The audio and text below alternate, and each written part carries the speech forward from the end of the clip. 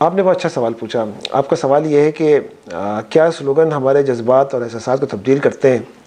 और उससे पहले आपका सवाल ये था कि बुनियादी तौर पे किसी भी स्लोगन का क्या मकसद होता है। जब हम मार्केटिंग की ज़बान में बात करते हैं तो स्लोगन की अपनी एक अहमियत होती है। और जो स्लोगन की अहमियत किताबों के अंदर लिखी है, मार्केटिंग और एडवर्टाइजमेंट के अंदर, वो लिखा है कि slogans are suppose to be the highlights your brand image and to be memorable. यानी एक ब्रांड का इमेज, एक बात कही जाती है मार्केटिंग में कि marketing is not the battle of product, is the battle of perceptions. तो बुनियादी तौर पे किसी भी ब्रांड का परसेप्शन, उसका इमेज, उसका तसव्वुर बनाने के अंदर सबसे अहम तरीन चीज़ जो रोल प्ले किया करती है, वो रोल प्ले किया करती है ब्रांड का स्लोगन, ब्रांड का कोई टैगलाइन और ब्रांड की पर्सोनिफिकेशन। ब्रांड की पर्सोनिफिकेशन पे तो खैर बहुत डिटेल सी चीज़ है, लेकिन ये है कि ब्रांड की एक कॉस्ट्यूम हम कहते हैं, यानी कि उसकी जो पैकेजिंग है, उसकी पैकेजिंग कैसी है, इन तमाम चीज़ों का मरकब ब्रांड को बनाती है। उस ब्रांड के अंदर जो अहमियत रखती है, उसके अंदर उसके स्लोगन की भी अहमियत रखती है। और स्लोगन जो है वो बुनियादी तौर पे ब्रांड को की दो चीज़ें बयान कर रहा होता है। एक तो ब्रांड का पर्पस बयान कर रहा होता है कि ब्रांड आपको क्या चीज़ प्रोवाइड कर रही है, यानी कि उस ब्रांड को इस्तेमाल करने के बाद आपको क्या चीज़ मिल रही होगी। और दूसरी चीज़ जो बता रही होगी कि किन कामों के लिए ये ब्रांड जो है वो इस्तेमाल हो सकता है। मार्केटिंग की दुनिया में जब हम जाते हैं तो हमें बेशुमार स्लोगन सुनने को मिलते हैं, बेशुमार लोगो सुनने को मिलते हैं, टैगलाइंस हमें सुनने को मिलती हैं। मिसाल के तौर पे आप कोई चॉकलेट लेते हैं, उसके साथ जो है उसके इश्तिहार के बाद आते एक पैगाम सा आता है कि थोड़ा सा मीठा हो जाए। आप कोई डिटर्जेंट लेते हैं और डिटर्जेंट के अंदर कहा जाता है कि दाग तो अच्छे होते हैं, जबकि दाग का लफ्ज़ जो है वो सोसाइटी के लिहाज से एक काफ़ी नेगेटिव वर्ड है। यानी धब्बा और धब्बे के ऊपर उसकी इंटेंसिफाइड चीज़ होती है दाग, यानी कि सबसे ज़्यादा हाई इंटेंसिटी की चीज़ जो है, और उसको कहा जा रहा है कि दाग तो अच्छे होते हैं। फिर हम देखते हैं कि कोई कोल्ड ड्रिंक पी रहा है और कहा जा रहा है कि बदल दो ज़माना। फिर हम ये भी कहते हैं कि उसके अंदर जो है और मांगे, मज़ा मांगे, और इस तरह के बेशुमार जो है ना हमें स्लोगन्स जो है सुनने को मिलते हैं। लेकिन ये स्लोगन्स क्या काम कर रहे होते हैं, ये बड़ा अहम सवाल है। ये स्लोगन जो है वो बुनियादी तौर पे ब्रांड पर्सोनिफिकेशन बना रहे होते हैं, और साथ में वो वादे या उस चीज़ को इस्तेमाल करने के बाद जो आपको एक एहसास मिलता है, उस एहसास को वो ट्रांसलेट करते हैं। जैसे हमने टेलीकॉम के अंदर सुना होता है और सुनाओ, वो मजाक के तौर पे कहते हैं कि टेलीफोन पे जब आप किसी से बात कर रहे होते हैं तो काम की गुफ्तगू तो पहले 2 मिनट के अंदर हो जाती है, उसके बाद जो कुछ होता है वो और सुनाओ। लेकिन ये सब स्लोगन्स होते हैं, ये अपनी अहमियत रखते हैं। इन्हीं स्लोगन्स को अगर हम उठा के देखने की कोशिश करें तो हमें हिंदुस्तान और पाकिस्तान की जो पॉलिटिकल हिस्ट्री है, इसके अंदर भी बेशुमार हमें स्लोगन्स सुनने को मिलते हैं, और स्लोगन्स का इम्पैक्ट हमारी सोशल और पॉलिटिकल लाइफ पे आया है। ऐसा नहीं हो सकता है कि इन स्लोगन्स का कोई ना कोई इम्पैक्ट हमारी सोशल, पॉलिटिकल और सोसाइटी के ऊपर जो ना आया हो। जब हम तहरीक पाकिस्तान पढ़ते हैं तो इब्तदाई दिनों के अंदर जिसमें मुस्लिम लीग एमर्ज हो रही थी और मुस्लिम लीग चल रही थी, तो मुस्लिम लीग ने नारा लगाया था, मुस्लिम है तो मुस्लिम लीग में आ। तो ये एक तरह से बुनियादी तौर पे कौमियत की बुनियाद पे, यानी मुस्लिम कौमियत की बुनियाद के ऊपर हिंदुस्तान की आबादी को तकसीम किया जा रहा था, और उसके अंदर कहा जा रहा था कि इससे मुझे कोई फ़र्क नहीं पड़ता कि तुम्हारे अमाल कैसे हैं, तुम्हारी चीज़ें क्या हैं, अगर तुम मुस्लिम है तो मुस्लिम लीग में आ। और इसका इम्पैक्ट आप जाके अगर देखेंगे तो तहरीक पाकिस्तान में इसको आप इस तरह समझ लें कि हमारे यहाँ सोसाइटी के अंदर कुछ मतलब कुछ हकीकतें हैं, उन हकीकतों के अंदर जो है तवाइफ़ों के कोठे भी मौजूद होते हैं। तो कहा ही जाता है कि जब पाकिस्तान की तहरीक चल रही थी और जब एक तरफ ये नारा था कि मुस्लिम है तो मुस्लिम लीग में आ, और साथ में पाकिस्तान का मतलब क्या, ला इलाहा इल्लल्लाह, तो उसके अंदर जो है वो जो तवाइफ़ों के कोठे थे वो भी हिंदू और मुस्लिम बुनियाद पर तकसीम हो गए थे। ये नहीं था कि तवाइफ़ों के कोठे ख़त्म हो गए थे, बल्कि हुआ ये था कि मुस्लिम तवाइफ़ों के कोठे अलग हो गए और हिंदू तवाइफ़ों के कोठे अलग हैं। तो ये उसका इतना डीप डाउन इम्पैक्ट था कि मुस्लिम है लीग है तो मुस्लिम लीग में आ। फिर हम जब पॉलिटिकल तारीख के अंदर उठा के देखते हैं तो हमें एक और बड़ा नारा जिसकी बुनियाद पे पाकिस्तान में एक बड़ी तब्दीली आई, वो जुल्फ़िकार अली भुट्टो का नारा था, रोटी कपड़ा और मकान। और ये इतना इम्पैक्टफुल नारा था जो कि अगर हम जब बुनियादी तौर पर फ़लसफ़ियों को पढ़ते हैं और फ़िलासफ़र्स को पढ़ते हैं तो हमें 3 चीज़ें बुनियादी इंसान की ज़रूरत नज़र आती हैं, जिसके अंदर एक शेल्टर होता है, एक फूड होता है, और उसके अंदर जो है उसकी ड्रेसिंग होती है। इसी चीज़ को जो है वो बहुत अच्छे तरीके से उन्होंने नारा लगाया कि रोटी कपड़ा और मकान। इसके बाद एक और स्लोगन जिसने हमारी लाइफ के ऊपर पूरा का पूरा इम्पैक्ट किया पाकिस्तान की पॉलिटिकल लाइफ के अंदर, वो नारा था नवाज शरीफ के ज़माने में, जब हमने एटमी धमाका किया और पाकिस्तान इकनॉमिक कंडीशन के अंदर आया, और उसके अंदर कर्ज उतारो मुल्क सवारों के नाम से उन्होंने एक तहरीक चलाई थी, जिसके ऊपर पाकिस्तान से बाहर और पाकिस्तान के अंदर लोगों ने बेतहाशा पैसे दिए। ये अलग बात है कि उसकी बुनियाद पर लोगों का एतमाद तजल्जुल में आया या नहीं आया। तीसरा नारा जिसकी बुनियाद पे पाकिस्तान के अंदर एक बड़ी तब्दीली आई वो मुशर्रफ साहब के ज़माने के अंदर आई थी, जब उन्होंने कहा सबसे पहले पाकिस्तान, और उसके बाद वो कम्युनिकेशंस पूरी की चेंज हो गई, पाकिस्तान की खारजा पॉलिसी चेंज हुई, लेकिन ये तमाम चीज़ों का मरकज़ और महफल क्या था, सबसे पहले पाकिस्तान। ज़ाहिर बात है बहुत इसके पीछे जो है वो नारा था। पिछले 5 सालों के अंदर जो भी तब्दीलियाँ हमने पाकिस्तान के अंदर सियासी तौर पे देखी हैं, तो उसके अंदर बुनियादी तौर पे जिस नारे ने एक सबसे अहम रोल प्ले किया है वो है नया पाकिस्तान। बाकी नारे उसके सामने नहीं ठहर सके, और नया पाकिस्तान के साथ, और जब उसके साथ साफ चली शफाफ चली, तो इन तमाम नारों ने लोगों को अट्रैक्ट किया और लोगों को अपनी जानिब गेज किया। देखिए, इन पॉलिटिकल नारों की वजह से, इन पॉलिटिकल स्लोगन्स की वजह से लोग कौमें तकसीम हुई और दो एक्सट्रीम्स पोलराइजेशन भी हुई सोसाइटी के अंदर, और कोई एक सियासी क़ुव्वत आगे आई और कोई सियासी क़ुव्वत पीछे गई। इन्हीं नारों के साथ साथ हमने ये देखा कि कुछ एडवर्टाइजिंग एजेंसीज़ और कुछ ऐसे लोग जो कि सोशल कॉर्नर्स के थे, उन्होंने कुछ नए स्लोगन्स भी क्रिएट की। इसी के अंदर जिसे आप ये कहें कि हमें ये पता है कि ख़वातीन के हुकूक़ की तहरीक पूरी की पूरी चलती है, और उसके अंदर लाहौर से नारा लगा कि मैं नाचूंगी, मैं गाऊंगी, और ये जो है ना बाकायदा रिएक्शन था सोसाइटी की उन चीज़ों के ख़िलाफ़ कि जिसके अंदर सोसाइटी के अंदर ये कहा जा रहा था कि हमारी कुछ नॉर्म्स हैं, हमारी कुछ वैल्यूज़ हैं, इसके अंदर नाच गाना नहीं है, और उसके अंदर उन्होंने बबांगे दहल कहा कि मैं नाचूंगी और मैं गाऊंगी।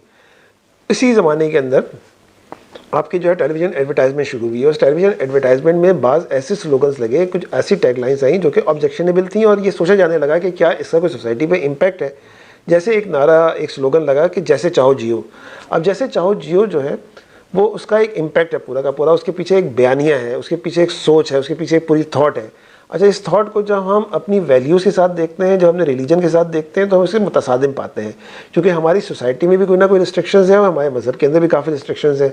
जैसे चाहो जियो का मतलब नहीं है, बल्कि उन रिस्ट्रिक्शंस के अंदर, उन बाउंड्रीज़ के अंदर आप जैसे भी चाहें जिए, ये तो ज़रूर है उसके अंदर, उन बाउंड्रीज़ के अंदर, लेकिन उन बाउंड्रीज़ को क्रॉस नहीं करना। हमारी अपनी वैल्यूज़ हैं, हमारी अपनी सोसाइटी के कदरें हैं, उन कदरों के अंदर ख़ानदान है, उन कदरों के अंदर जो है वो ताज़ीम है, उन कदरों के अंदर हिजाब है, उन कदरों के अंदर जो है वो एक दूसरे की इज़्ज़त और एक दूसरे की ताज़ीम जो है वो मौजूद है। ये वो चीज़ें हैं जिसके अंदर माशरे के अंदर जो है वो तकसीम हो रही थी। इसी ज़माने के अंदर अभी हमने पिछले 2-3 साल के अंदर एक और नारा हमने सुनने को मिला जो ये बड़ा इम्पैक्टफुल नारा है, और वो नारा है कि मेरा जिस्म मेरी मर्ज़ी। और ये 8 मार्च को जो है वो औरतों के हुकूक़ का एक आलमी दिन मनाया जाता है, पूरी दुनिया में मनाया जाता है, और पाकिस्तान के अंदर भी इसको बनाया गया। 3 साल पहले जब ये नारा लगा मेरा जिस्म मेरी मर्ज़ी, तो इसके ऊपर बड़ा शदीद क्रिटिसिज्म हुआ। ये क्रिटिसिज्म किसी एक स्कूल ऑफ कॉर्नर से नहीं आया था, मिसाल के तौर पर ये सिर्फ किसी मजहबी तबके की तरफ से नहीं आया था, बल्कि जो खुद मॉडर्न तबका है वो भी इसके पीछे था, क्योंकि उसके नज़दीक भी जो है वो मॉडर्न जितना भी हो जाए हमारे यहाँ वैल्यूज़ मौजूद हैं। तो लेकिन उसकी तरफ से भी रिस्ट्रिक्शन आई और उसकी तरफ से भी इसके स्लोगन्स लगे, लेकिन या इसके ख़िलाफ़ जो है ना वो बात की गई। पिछले साल ये और ज़्यादा नारा शिद्दत के साथ लगाया गया, लेकिन इसके साथ साथ इसकी तौजीहात भी दी गई, लेकिन वो तौजीहात जो है वो बहुत सारे डिफरेंट मानों में थी, लेकिन उन मानों में नहीं थी जिन मानों के अंदर से कंसीव किया गया। फिर हमने देखा कि पिछले साल जो है वो जो औरत मार्च हुआ या जो बाकी चीज़ें हुई उसके अंदर औरतों से ज़्यादा मर्द शरीक थे, और इसको सपोर्ट करने वाले भी जो है, जो इस नारे को जो है ना वो ज़्यादातर मर्द थे, ख़वातीन भी थी, कि जैसे आप कहो कि मेरा जिस्म मेरी मर्ज़ी है, इस तरह के नारे। ये कहा जाए कि इन नारों का सोसाइटी पे इम्पैक्ट नहीं आता तो ये गलत है। इन सोसाइटी के नारों पे इम्पैक्ट आता है, जैसे आप सब्लिमिनल मार्केटिंग कहते हैं, इसके साथ सब्लिमिनल मैसेजेस होते हैं। तमाम सब्लिमिनल मैसेजेस जो है वो सोसाइटी के अंदर इंड्यूस होते हैं, कंसीव होते हैं, उसकी बुनियाद पे सोसाइटी पोलराइजेशन का शिकार होती है। जिस चीज़ ने हमारी सोसाइटी को बचाया हुआ है, जिस चीज़ ने हमारी सोसाइटी के अंदर बहुत सारी ख़राबियों को रोका हुआ है, वो है ख़ानदान। हमारे यहाँ ख़ानदान की इकाई जो है वो आज भी बहुत मुस्तहकम है। हम स्टडीज़ करते हैं और स्टडीज़ के अंदर हमें पता चलता है कि आज भी नौजवानों के दरमियान रात का खाना बड़ी अहमियत रखता है। रात का खाना क्या होता है? रात का खाना पूरी फैमिली की गैदरिंग होती है, जिसके अंदर नाश्ता अमूमन जो है हर एक अलग अलग करता है, दोपहर खाना अलग अलग होता है, लेकिन रात के खाने पे घर के बड़े, घर के बच्चे, घर के नौजवान, तमाम के तमाम लोग जो है एक जगह जमा होते हैं और जमा होकर एक साथ खाना खाते हैं। ये जो खाना होता है रात का, इसकी बुनियाद पे ख़ानदान एक शेप के अंदर अख्तियार कर रहा होता है। हम ये कह सकते हैं कि भाई ख़ानदान में कोई माशरे के अंदर बगावत होती है और कोई लड़का कहता है या कोई लड़की कहती है कि मैं अपनी मर्ज़ी की शादी करना चाहता हूँ, तो हमारी स्टडीज़ ये भी बताती है कि कोई भी फ़र्द जो कि अपनी मर्ज़ी के घर से बगावत करके शादी नहीं करता, बल्कि घर वालों की मर्ज़ी और घर वालों को शामिल करके शादी कर रहा होता है। तो बुनियादी तौर पर हमारे यहाँ जो है वो जिसे कहें कि अभी वो ज़माना नहीं आया कि जिसके अंदर जो है वो जैसे आप ये कहें कि जिसके अंदर जो है लव चाइल्ड्स का सिलसिला हो रहा हो या ऐसा हो रहा हो जिसके अंदर जो है वो लोग अपनी मर्ज़ी से शादियां कर रहे हों या बगैर शादी के रह रहे हों। ख़ानदान आज भी हमारे यहाँ जो है वेस्टर्नाइज नहीं हुई हमारी सोसाइटी, तमाम तर आज़ादी फ़िक्र के बावजूद। कुछ तबका चाहता है अपनी आज़ादी के लिए, लेकिन बुनियादी तौर पर नहीं है। तो एक तो बात समझ लेना चाहिए कि इस नारे को, इस माशरे का नारे का मुस्तकिल कोई ना कोई इम्पैक्ट है और ये इम्पैक्ट क्रिएट होता रहेगा। और इसके अंदर मेरा जैसे मेरी मर्ज़ी के अंदर बगावत औरत की तरफ से भी है और इसको सपोर्ट करने वाले मर्द हजरात भी हैं। ये वो मर्द हजरात हैं जो कि ख़ुद अपनी मर्ज़ी चाहते हैं, जो ख़ुद ये चाहते हैं कि वो सोसाइटी के अंदर अपनी मर्ज़ी के मुताबिक जिए और वो औरत को आज़ादी देना चाहते हैं कि ताकि उन पर कदगने ना लगें। ये इनडायरेक्टली उनकी अपनी लिबर्टी के लिए चीज़ें हैं। लेकिन साथ में इसको ये समझना कि जैसे कि मैंने अर्ज़ किया कि सोसाइटी में इसका इम्पैक्ट नहीं आ रहा होगा, इसका बहुत ही एडवर्स इम्पैक्ट और ख़ास तौर पे उन तालीमी इदारों के अंदर इसका इम्पैक्ट ज़्यादा है।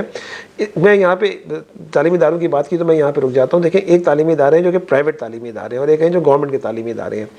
प्राइवेट तालीमी इदारों के अंदर क्या पढ़ाया जाता है और क्या नहीं पढ़ाया जाता है, एक सवाल है, उसको समझने की ज़रूरत है कि वो क्या नहीं पढ़ाया जाता।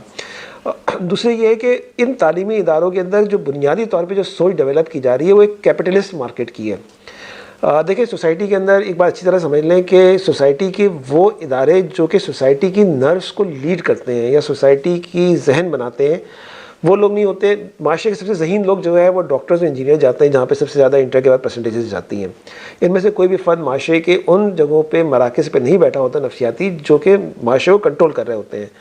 अगर कोई आप समझें कि माइक्रोबायोलॉजी पढ़ने वाला, बायोकेमिस्ट्री, जोलॉजी, जेनेटिक्स पढ़ने वाला, कोई केमिस्ट्री, मैथमेटिक्स पढ़ने वाला इन जगहों पे आके बैठता है तो वो भी नहीं बैठता। यहाँ पे आके कौन लोग बैठते हैं जो कि मार्केटिंग और एमबीए करते हैं।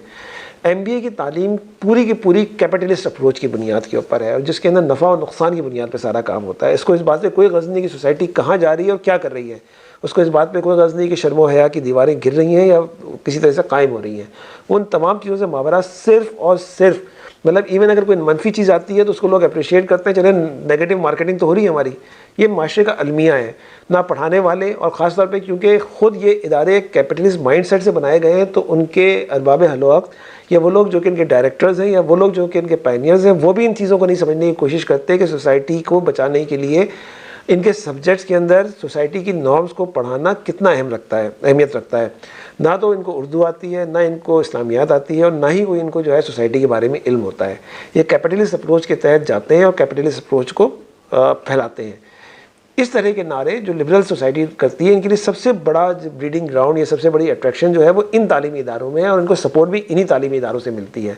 क्योंकि वो कैपिटलिस्ट अप्रोच के साथ जब नफ़ा और नुकसान और आज़ादी फ़िक्र की बात है और इनकी आज़ादी फ़िक्र की बात दोनों जाके एक दूसरे के साथ लिंक कर जाती हैं और ये जो है वो एक दूसरे को कल्टिवेट करती हैं और एक दूसरे को सपोर्ट करती हैं। इसलिए ज़रूरी है कि हमें इन तालीमी इदारों के अंदर नफूस करने की ज़रूरत है और इन तालीमी इदारों के निसाब के अंदर जाके ये बात समझाने की ज़रूरत है कि कल्चर, वैल्यू और निसाब और तालीम और मज़हब की कितनी अहमियत हुआ करती है। इन चीज़ों का रोकना है। लेकिन एक और चीज़ जैसे हमें समझ लेना चाहिए कि इन नारों के अगेंस्ट नारा लगता है, ऐसा नहीं होता कि स्लोगन के अगेंस्ट स्लोगन ना हो। जब मैंने आपसे कहा कि पॉजिटिव तरीन चीज़ ये है कि हमारे यहाँ माशरे के अंदर ख़ानदान स्ट्रॉन्ग है। जब आप ख़ानदान के तहफ़्फ़ुज़ की बात करती हैं तो लोग अमूमन उसकी जानिब अट्रैक्ट नहीं होते। इसलिए अट्रैक्ट नहीं होते कि उनके नज़दीक ख़ानदान ऑलरेडी सेफ है, हमारे यहाँ ख़ानदान की बुनियाद नहीं हिली। तो अगर वो ख़तरे में नहीं है और आज़ाद फ़ज़ा कायम नहीं है तो ज़ाहिर बात है ख़ानदान तो कंट्रोल में है, ख़ानदान तो स्ट्रॉन्ग है। तो इस सोच को रोकने के लिए ज़रूरी है कि उसके अगेंस्ट काम किया जाए और स्लोगन के अगेंस्ट स्लोगन लाके, अब वो क्या स्लोगन होगा वो एक अपनी चीज़ है, लेकिन ये है कि उस स्लोगन को जो है वो ऐसा होना चाहिए जो एक आम आदमी के लिए अट्रैक्टिव भी हो और वो उसके रोज़ाना की ज़िंदगी में उसका अमल दखल भी हो, जो कि उसको आखिरत भी याद दिलाए और जो उसको उसकी ज़िंदगी के मकसद को भी याद कराए, और ताकि वो इस स्लोगन के अगेंस्ट एक अच्छा इम्पैक्ट क्रिएट हो सके।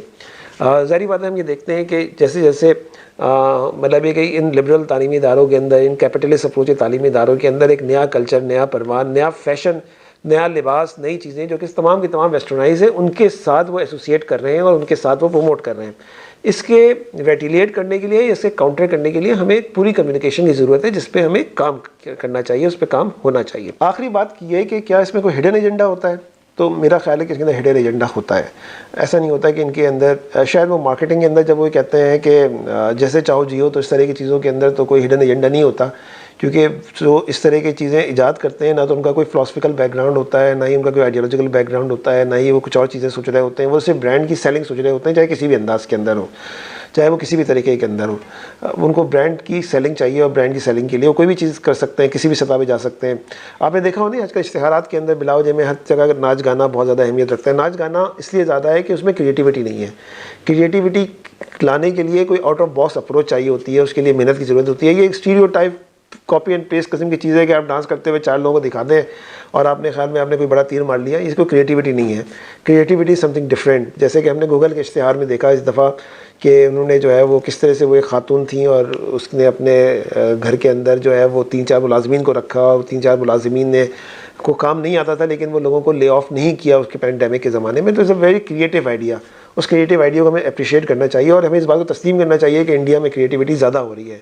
हमारे यहाँ कॉपी एंड पेस्ट का सिलसिला चल रहा है तो हमें उससे ज़्यादा ख़तरा नहीं है, लेकिन इस तरह के जो सोशल नॉर्म्स की के जो स्लोगन्स उठते हैं इसका कोई ना कोई हिडन एजेंडा होता है, इनके पीछे आइडियोलॉजिकल फ़िलासफ़ी होती है, इनको काम कर रही होती है और उसको काउंटर करने के लिए भी आइडियोलॉजिकल फ़िलासफ़ी और उसके अगेंस्ट जो है ना वो करना चाहिए। हमें पता होना चाहिए कि माज़ी करीब के अंदर जब सोशलिज़म ज़्यादा था तो जब कहते हैं कि 3 जगहों से सोशलिज़म आता है, या तो फ़ौज से आता है, या तो तलबा से आता है, या वो मज़दूरों से आता है। तो फ़ौज को तो हम एक तरफ कर देते हैं, लेकिन तलबा के अगेंस्ट तलबा, नज़रिए के अगेंस्ट नज़रिया, शायर के अगेंस्ट शायर, मज़दूर यूनियन के अगेंस्ट मज़दूर यूनियन, तलबा यूनियन के अगेंस्ट तलबा यूनियन, माशरे के हर वो इम्पैक्ट करने वाली चीज़ों के अगेंस्ट एक काउंटर अंजुमन बना के उसके सामने खड़ी कर दी गई, उनका रास्ता रोक दिया गया। यहाँ पे अभी हमें यही करना होगा। लिटरेचर के अगेंस्ट लिटरेचर, स्लोगन के अगेंस्ट स्लोगन, क़ुव्वत के इजहार के अगेंस्ट क़ुव्वत का इजहार, ताकत के इजहार के अगेंस्ट ताकत का इजहार। जो चीज़ लोगों को नहीं पता चलती, जो लोगों को आज भी नहीं पता, कि आप कराची यूनिवर्सिटी चले जाएँ, आप पंजाब यूनिवर्सिटी चले जाएँ, आप किसी भी यूनिवर्सिटी के अंदर, पेशावर यूनिवर्सिटी चले जाएँ, साइंसिस के सब्जेक्ट्स जो होते हैं, जिसके अंदर जियोलॉजी आती है, जिसके अंदर ज्योग्राफी आती है, जिसके अंदर मैथमेटिक्स आती है, जिसके अंदर physics, chemistry, genetics, biochemistry, pharmacy, इस तरह के तमाम सब्जेक्ट, उसके अंदर एक ख़ास जगह से लेके दूसरी जगह तक जो है वो सारे के सारे ख़वातीन, बापर्दा ख़वातीन जो है वो काम पढ़ रही हैं और बहुत एक्टिव पढ़ रही हैं। हम उस चीज़ को हाईलाइट नहीं कर पा रहे कि किस तरीके से ये वो पूरा तबका जो है वो इस एक्टिव बिज़नेस के अंदर, एक्टिव कम्युनिकेशन और एक्टिव एजुकेशन के अंदर मौजूद है अपने पूरी ताकत के साथ, जबकि ये लोग किसी ख़ास सब्जेक्ट और उन जगहों पे नहीं पाए जाते। तो हमें ज़रूरत है कि सोसाइटी में अच्छा मैसेज कम्युनिकेट करें, पॉजिटिव मैसेज कम्युनिकेट करें और इस तरह के नैरेटिव को काउंटर करने के लिए अच्छी स्ट्रैटेजी लाएँ। आपका शुक्रिया।